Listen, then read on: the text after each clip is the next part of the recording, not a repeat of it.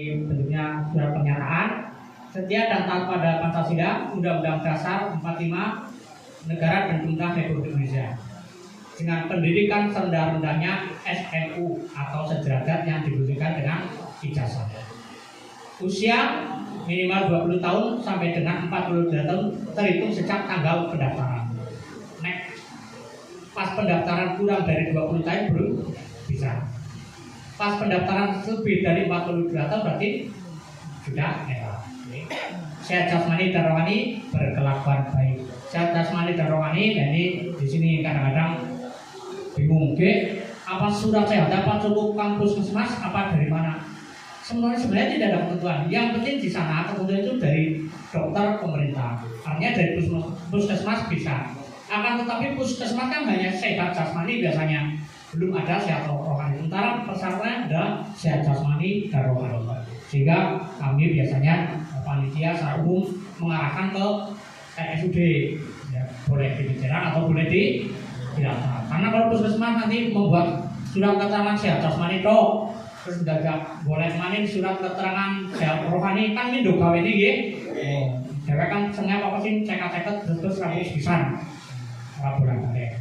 Termasuk berkelakuan baik ini. Berkelakuan baik ini kan dari kepolisian kan kalimatnya.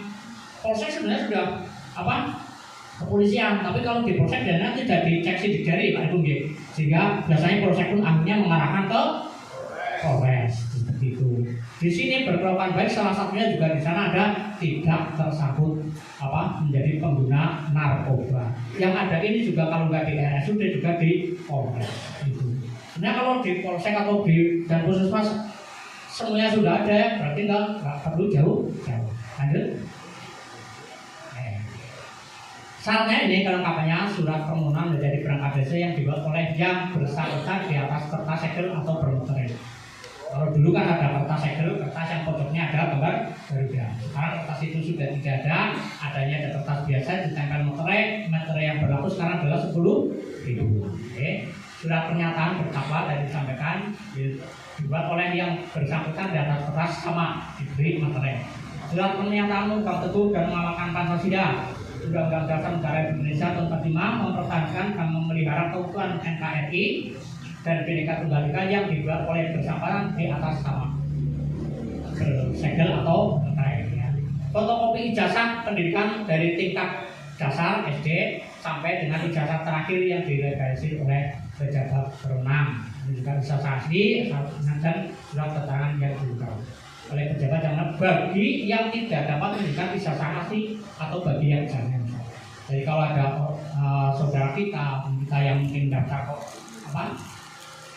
tidak punya ijazah asli, selama dilengkapi dengan ini surat keterangan yang keterangannya rusak atau bilang dari yang dikeluarkan pejabat yang berwenang, maka dianggap bisa. Ya, ini kalimatnya di sini. Terus di sini kan sebenarnya ijazah pendidikan tingkat dasar sampai ijazah terakhir. Yang terakhirnya monggo, karena di sini nilai ijazah itu menjadi takaran nilai juga. Ya, nanti di belakang ada. Karena minimal SMA, nanti mungkin ada dari 1, 2, 3 sampai sarjana. Itu ada nilainya masing-masing.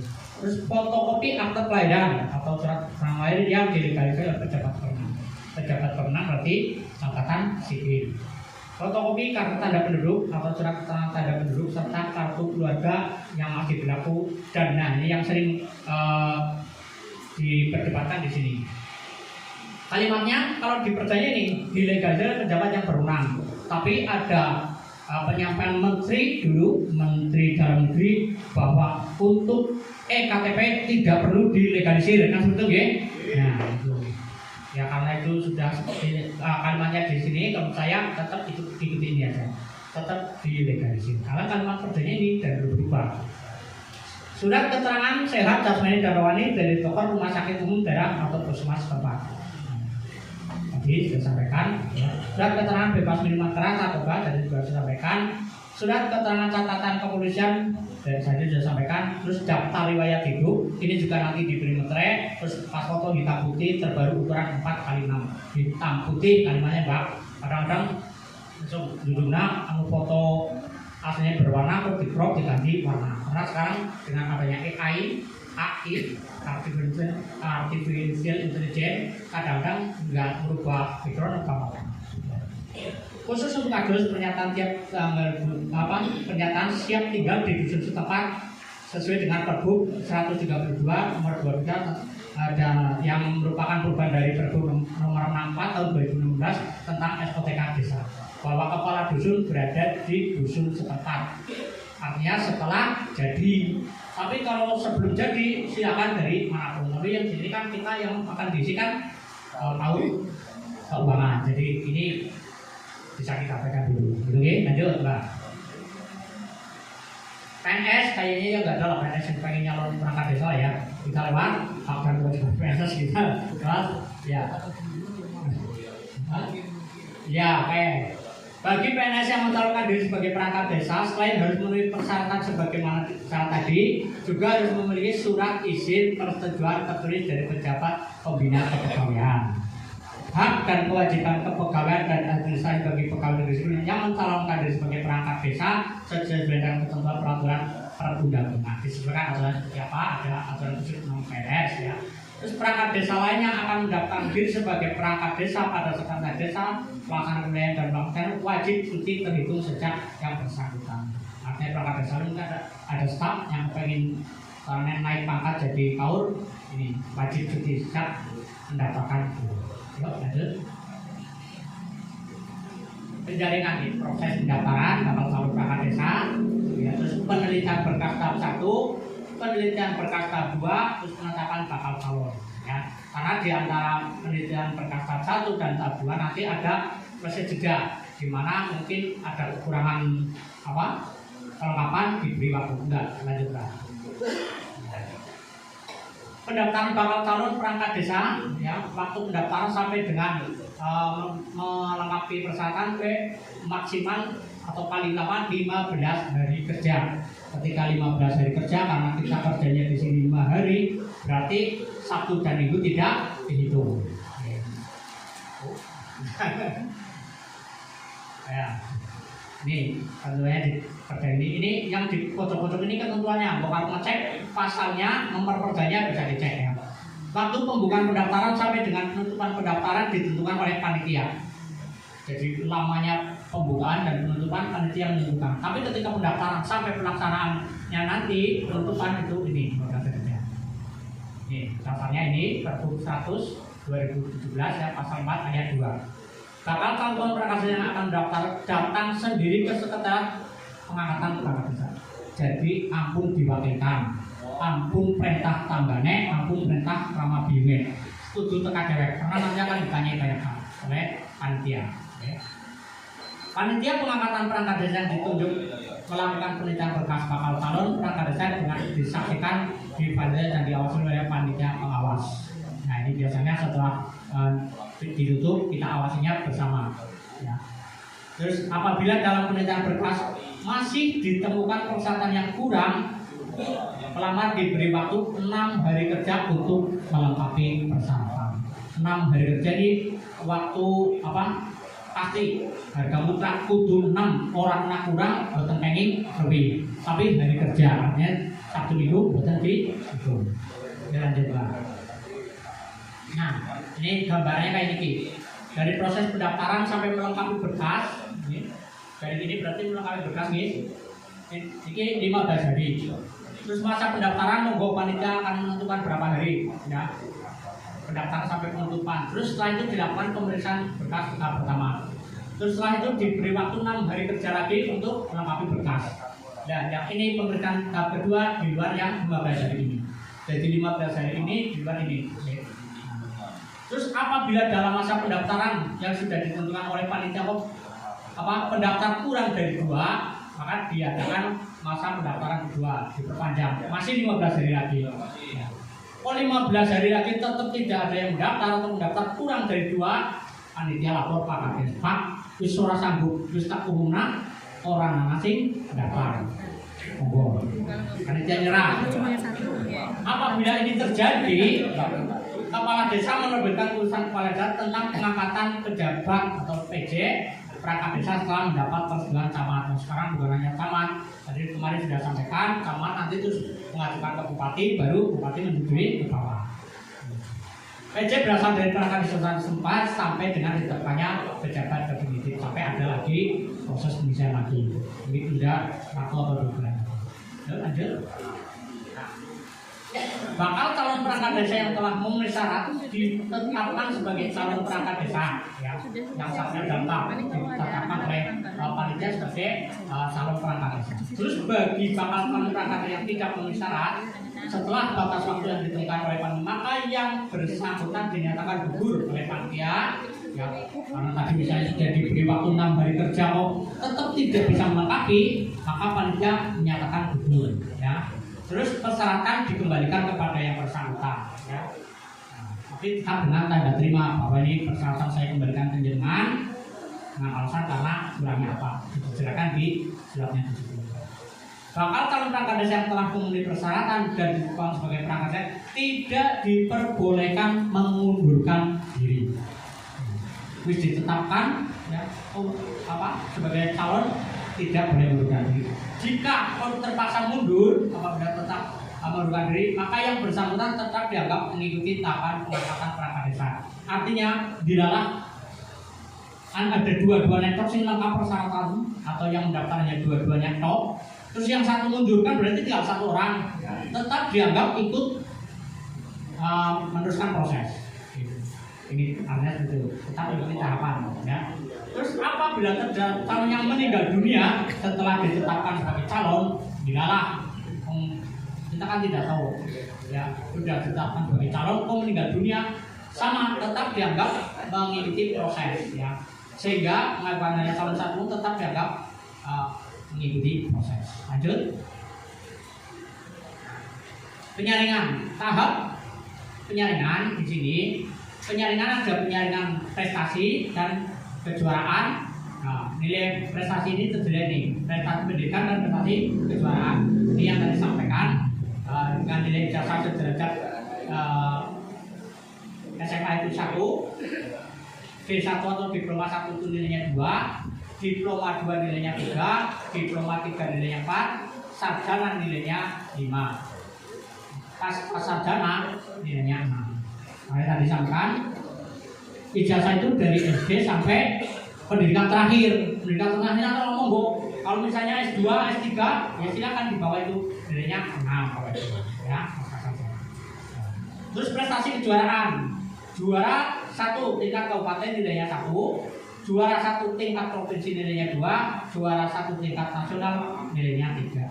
Dan di sini kejuaraan yang dinilai adalah kejuaraan perseorangan yang dilakukan oleh pemerintah dibuktikan dengan piagam. Jadi kejuaraan tapi yang perseorangan, bukan juara bal-balan, bukan. Apa juara 1 tingkat nasional sepak bola berarti bukan kanggo, karena ini namanya perseorangan. Ini di perbuknya, Perbuk 1 2017 pasal 7 ayat 2 huruf ABC. Nek motor kita terus tinggi. Bunyinya seperti itu. Lanjut. Ujian tertulis. Nah, di ujian tertulis ini pendidikan ada soalnya, materi yang harus disampaikan ini Pancasila, Undang-Undang Dasar 45, Undang-Undang Nomor 6 tahun 2014 atau peraturan yang sejalan dengan ini, peraturan pelaksananya, terus bahasa Indonesia dan pengetahuan umum teknis pemerintahan. Nah, di pengetahuan umum teknis pemerintahan ini hal-hal yang berhubungan, aturan yang berhubungan dengan teknis penyelenggaraan pemerintahan. Pengetahuannya sejauh mana? Ya, bukan pengetahuan umum sing aneh-aneh, tapi yang ada dasarnya dalam misalnya perda, perbuk, ya, permen yang berhubungan dengan penyelenggaraan pemerintahan. Kemarin ada yang sampaikan dengan urusan keuangan itu persis tentang keuangan, ya, betul. Kan ada perbuk tentang pengelolaan keuangan besar. Ini bisa diuruskan sana. Handphone paham, gitu ya.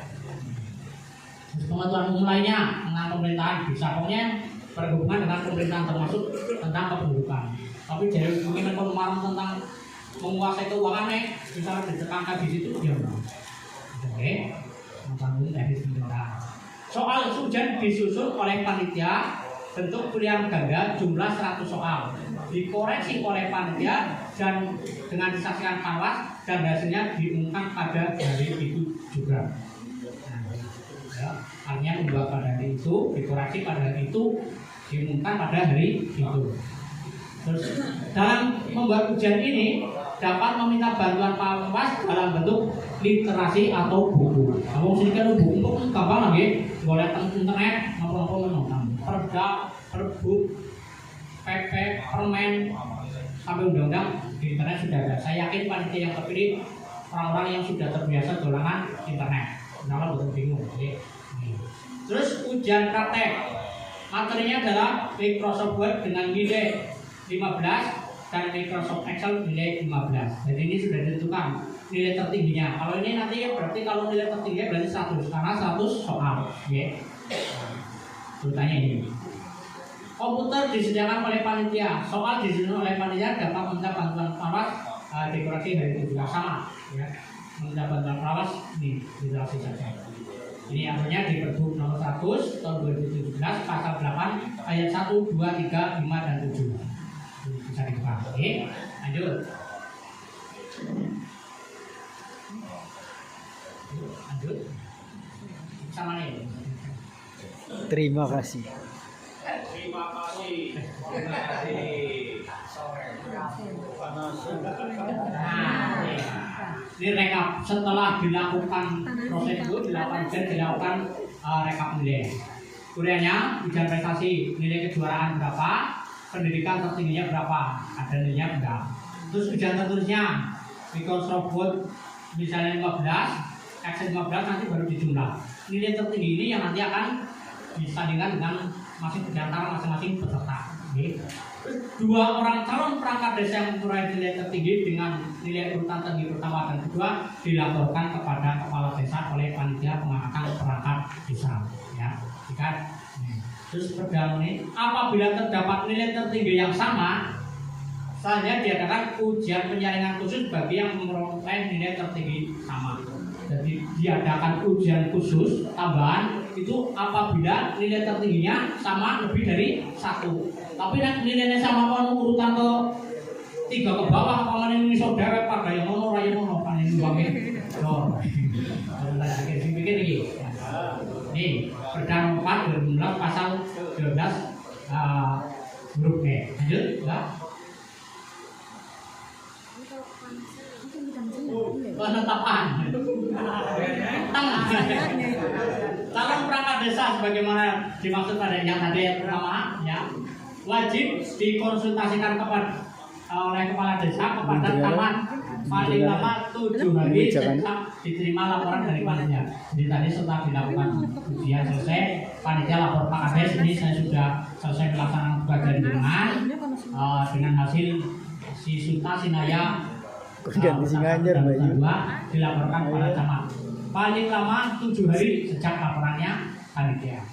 Setelah itu camat memberikan rekomendasi tertulis terhadap calon perangkat desa yang memperoleh nilai tertinggi pertama paling lama 7 hari kerja. Terus dasar dari camat ini, kepala desa membuat surat usulan kepada bupati atas dasar rekomendasi yang diberikan oleh camat tadi untuk penetapan pengangkatan perangkat desa. Jadi prosesnya dari ketua panitia laporan ke Pak Kades. Pak Kades minta rekomendasi camat dan dasar rekomendasi camat tersebut Pak Kades minta ke bupati usul untuk penetapan. Nah, setelah mendapat penetapan dari bupati memberikan persetujuan atau penolakan terhadap usulan pengangkatan perangkat desa oleh kepala desa selambat-lambatnya 20 hari kerja. Jadi mundur lagi ya. Kalau dulu hanya 7 sekarang ada tambahan 20 hari kerja. Nah, ini kan maksimal, tapi bisa terjadi baru 2 hari sudah disetujui. Kenapa memberi batas waktu agak panjang ya, mungkin ini yang membuat aturan hitungannya kan yang namanya bupati kan tidak selalu di tempat situ. Ya, ini. Terus dalam hal bupati memberikan persetujuan kepala desa menerbitkan keputusan kepala desa tentang pengangkatan perangkat desa ini. Terus dalam hal bupati memberikan penolakan, kepala desa melakukan penjaringan dan penyaringan kembali calon perangkat desa. Jika bupati menolak, tapi calonnya asal proses sudah dijalani dengan baik, terbuka, ya panitia benar-benar kredibel, ya bisa dipercaya, insya Allah hasilnya baik, ya tidak akan ditolak. Ini aturan ini ada di Perda 10 2017 pasal 17 dan Perda 2017 pasal 9. Serta tahun kemarin tambahan dari surat Bupati tanggal 9 Agustus nomor 400, ya, perihal pelaksanaan pengangkatan dan pembinaan perangkat desa. Poin 2 huruf 1 sampai dengan huruf L, huruf I sampai L sebagai tindak lanjut perubahan Undang-Undang Nomor 6. Jadi Undang-Undang Nomor 6 yang mengatur tentang desa itu kemarin tahun 2024 ada perubahan kedua karena Undang-Undang Nomor 3. Lanjut nih. Nah, setelah disetujui oleh Bupati, maka dilaksanakan pelantikan. Pelantikan perangkat desa dilaksanakan paling lambat 7 hari lagi sejak diterbitkannya keputusan kepala desa. Jadi setelah ada izin dari Bupati untuk ditetapkan sebagai perangkat desa, kepala desa membuat SK. Setelah dibuat jadi tanggal SK, bisa terjadi tanggal SK dengan tanggal pelantikan berbeda. Karena ini dasarnya nih, pelantikan perangkat desa dilaksanakan paling lama 7 hari sejak diterbitkan keputusan kepala desa. Bisa saja sekarang sudah SK-nya sudah dibuat, tapi karena setelah dibuat besok ada kegiatan hingga sampai maksimal 7 hari baru bisa dilakukan pelantikan. Maksimal 7 hari, tidak boleh lebih dari itu. Okay. Karena kenapa ini ada ditetapkan seperti ini? Dulu pernah terjadi di Kecamatan Bantarsari juga. Sudah pengisian perangkat desa, sudah mulai persetujuan, sudah ada yang lulus. Perangkat desa karena tidak ada ketua alasan santai kok sampai ganti bulan belum dilantik, sehingga itu ini pada ini ya. Perangkat desa sebelum memangku jabatan dilantik oleh kepala desa dengan mengucapkan sumpah janji yang dipandu oleh pejabat yang lantik, berarti dipandu oleh kepala desa. Nah, setelah itu berarti terima. Oke, jadi prosesnya seperti itu masih sama, hanya yang agak berbeda di proses pengangkatannya. Kalau dulu setelah panitia lapor kepada kepala desa minta rekomendasi camat, sama maksimal 7 hari, camat memberikan rekomendasi, terus 7 hari lagi Pak Kades membuat SK, maksimal 7 hari lagi pelantikan. Sekarang ada waktu lagi untuk laporan ke Bupati, minta persetujuan Bupati. Itu saja dari saya. Maaf, saya akhiri. Assalamualaikum.